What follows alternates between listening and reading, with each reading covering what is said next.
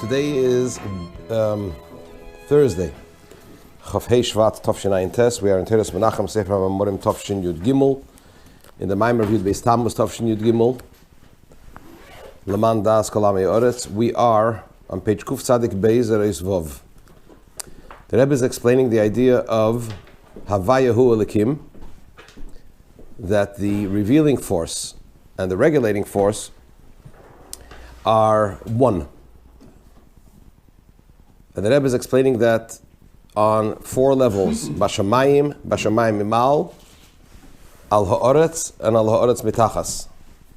The heavens above, the earth, and the earth below.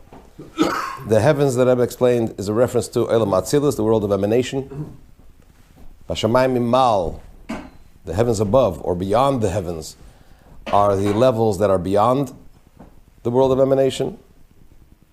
At those two levels that we already learned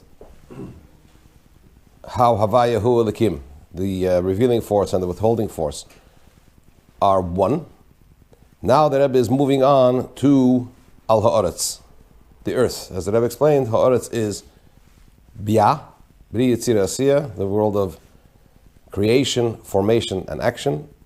And following that, the Rebbe will explain Al Ha'oretz Mitachas, below the earth, so to speak, which is a reference to Klippus, those elements that oppose Kedusha. So page Kuf Tzadik Beis Ois Vov. Umamshich Bakosov, the verse continues, Sha'inyan da Havaya Hu Elikim, that the concept of Havaya is Elikim, meaning to say that the revealing force of godliness and the withholding or regulating force of godliness are one. Hugam al ha'oretz mitachas. This also applies to the levels of the earth below, the earth and the earth below. The eretz koi al ilim is bia. To explain this, the earth is a reference in this pasuk, in this verse, the word in the context of our discussion, the word eretz. Earth is a reference to the realms of Bria, Yetzira, Asiyah. Creation, formation, and action. But generally speaking, as we know from many of the Shiurim that we learned, that the four realms, Atzilus, Bria, Yetzira, Asiyah, are generally divided into two categories. Atzilus being still in the realm of the Creator, and Bria, Yetzira, Asiyah being in the realm of the created. That's why, of course, when we say Shamayim, Shamayim is a reference to what? To Atzilus, the heavens, because that's the idea of above, meaning to say the realm of the Creator. Whereas Bia, Bria Yetzira Asiyah, is already Oretz, the earth below, in the realm of the created.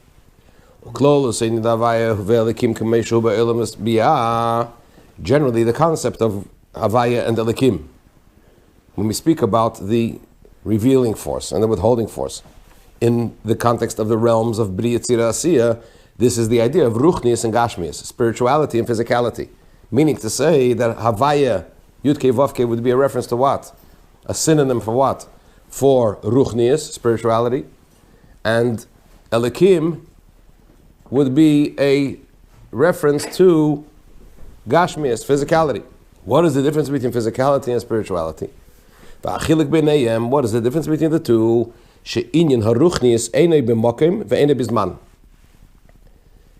Spirituality is not in space and not in time.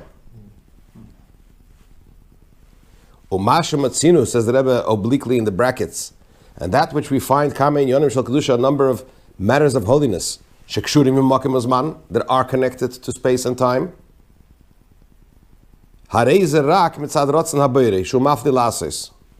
This is only as a result of Hashem's, the Creator's will, who does wonders, who has the ability and does, in these instances, tie spirituality to space and time.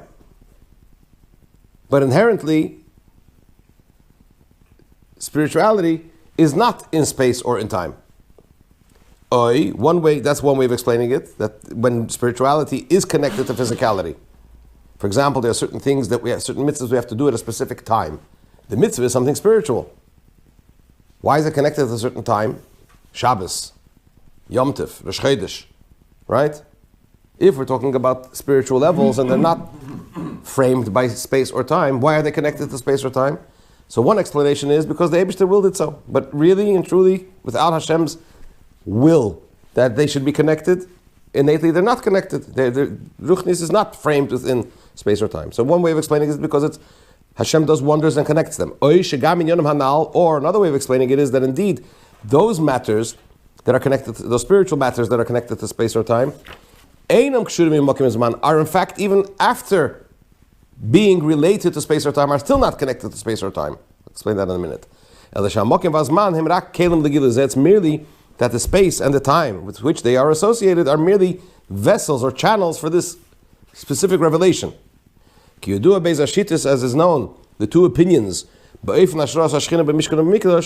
in the manner of the resting, how in the manner of the Shechina's resting, Hashem's divine presence being resting, being present in the tabernacle in the desert and in the Mikdash, the Beis HaMikdash, the holy temple in Jerusalem. The Rebbe is referring here to a machlekes, a dispute among the Rishonim.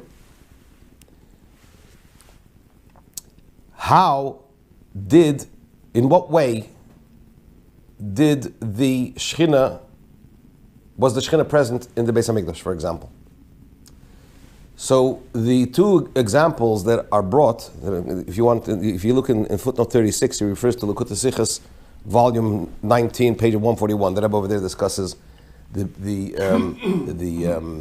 think it's Pashas Re'eh, where the pasuk says, "And you shall come b'makom asher yivchar Hashem l'shaken shmei sham," in the place that Hashem chose to make His holy name, to make His name dwell there, be present there. So there's a difference of opinion. What was the relationship between the Shechina, the presence of Hashem's Shechina, and the actual physical Beis HaMikdash? And to use the language that the Rebbe explains in the Likutei Sichos over there in volume 19, is it like a hand transcribing an intellectual idea, or is it like the brain? Is it like the relationship between the hand and the intellectual idea that it transmits, or is it like the brain and the intelligence that's within it? The hand, you can't say that the hand is intelligent. The hand has no idea, has no understanding whatsoever with the idea that one is transcribing. Hashem gave the person the ability to use one's hand to transcribe an idea that's in his mind. But what's the relationship? Can you say that the hand has now become clever? It hasn't. The hand doesn't understand the idea, it transmits it. So what's the relationship between the intellectual idea and the hand? In terms of fusing with the intellectual idea? None. It's just that it's a channel. Hashem created the nature, the ability for the hand to be able to transcribe that. The brain, on the other hand, does fuse with the intellectual idea, and the brain operates and understands the intellectual idea. Similarly, when we talk about the Beis HaMikdash, is it just that Hashem said, you know what, I need a channel through which my Shechina should be present down here on earth? I choose the Beis HaMikdash. I choose this place. For all intents and purposes, it could have been anything else or anywhere else. Or is it that there is something in the Beis HaMikdash that is misugal, is auspicious, as it were, in terms of making Hashem's presence dwell in that particular place? And of course, according to that opinion, it's because that's where Avraham Avinu brought Yitzchak on the Akedah, etc., which all shows that it's a unique place and has unique characteristics, which draws and which attracts and which fuses with Hashem's presence, Hashem's Shekhinah. So what the Rebbe is saying over here is that irrespective, right, of which opinion we're talking about, when we talk about Ruchnius and Gashmius, innately, there is no connection between them, because Ruchnius is spirituality. It's not framed within time and space, whereas physicality is. And the humans have this ability as well, to a certain extent, to bring spirituality into this place. And of course, yeah. I mean, yeah, of course, absolutely. Take the neshama. What do you need more than the connection between the neshama and the guf? As the Alter Rebbe says in Shulchan Aruch, He talks about it's only B'koyach HaMafli Lasis. It's only Hashem's, this quote, this language, B'koyach HaMafli Lasis, Shu Mafli Lasis, is from Shulchan Aruch. Where over there he says that the connection between the neshama and the guf, the soul and the body, is by Hashem's wondrous power, because he decided to do so. Because inherently, the soul and the body are in two different worlds. So that's ruchnius, that's spirituality, not framed by space and time and space and time. Mashenk in Gashmis, this is not the case concerning physicality. Shekol inyan hageshem. The entire idea of the physical is sheyesh by shishak tzavis. It has 6 edges, right? North, south, east, west, up and down. Gedr hamokim. So that's the character. That's the frame of space. That's how you frame space. It's by the 6 edges. V'hu begeder azman, and it's also within the frame of time. Shenechlak la'avar hevivasit, which is divided into past, present, and future. And none of these apply to what? To ruchnis. So therefore, v'imkein, if that's the case, ruchnis v'gashmis, spirituality and physicality, which in the context of oretz, in olam is biyah, right? In the realms of b'riyat tzirasiyah, the realm of the created, which is in the pasuk that we're discussing is havaya v'elikim kafi shehu olam is biyah, spirituality and physicality, which is havaya and elikim respectively, as they are within the realms of biyah, hem shnei hofchim. They're two opposites. Shari agashmi is hu b'medida v'hagbala, be'evnei esek etzeni. The physicality is framed within measure and limit in the most extreme manner. It's totally related to space and time. And on the other hand, spirituality is on the complete opposite side of the spectrum. It is what? Beyond measure and limit completely. Nonetheless, we say Mamar Shavayu Elikim ala Oretz. We still nevertheless say that Havaya is Elikim, that the spiritual and the physical are one, even ala Oretz, where in the on earth in Biyah. Why?